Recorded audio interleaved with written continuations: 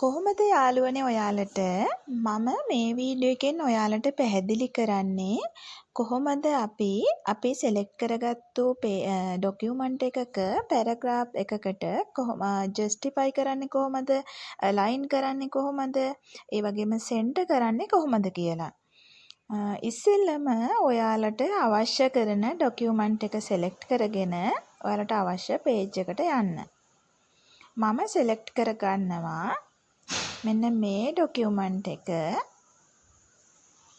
ඊට පස්සේ ඔයාලට ඔයාලගේ ඩෙස්ක්ටොප් එකේ රිබන් එකේ දකින්න පුළුවන් පැරග්‍රාෆ් කියලා මෙන්න මෙතන. මේ පැරග්‍රාෆ් කියන එකට ගිහිල්ලා තමයි අපි මේ දේවල් සිදු කරන්නේ. මුලින්ම ඔයාලගේ මේ ඩොකියුමන්ට් එක සිලෙක්ට් කරගෙන මෙන්න මෙතනට ගියාම ඔයාලට පුළුවනි ඔයාලගේ ඩොකියුමන්ට් එක සෙන්ටර් කරගන්න. ඒ වගේම මෙන්න මෙතනට ගිහිල්ලා පුළුවනි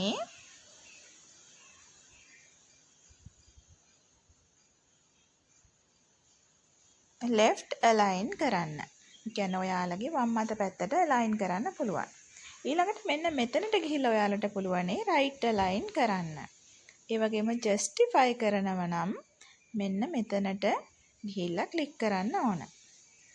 හරි යාළුවනේ මම ආයෙත් ඔයාලට පැහැදිලි කරන්නම්.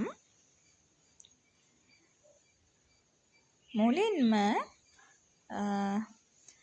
අපි අපේ ඩොකියුමන්ට් එක සිලෙක්ට් කරගන්න ඕන. මම ආයෙත් ගිහිල්ලා පෙන්නන්නම් ඔයාලට. මෙන්න මේ ඩොකියුමන්ට් එකට මම යනවා. ගිහිල්ලා මේක සිලෙක්ට් කරගන්නවා සම්පූර්ණ ඩොකියුමන්ට් එකම. ඊට පස්සේ පැරග්‍රාෆ් කියන එතනට ගිහිල්ලා ගෲප් එකට ගිහින් left align කරන්න පුළුවන්. ඒ වගේම justify කරන්න පුළුවන්. ඒ වගේම center කරන්න පුළුවන්. ඒ වගේම right align කරන්නත් පුළුවන්. මෙන්න මෙතනට ගිහිල්ලා.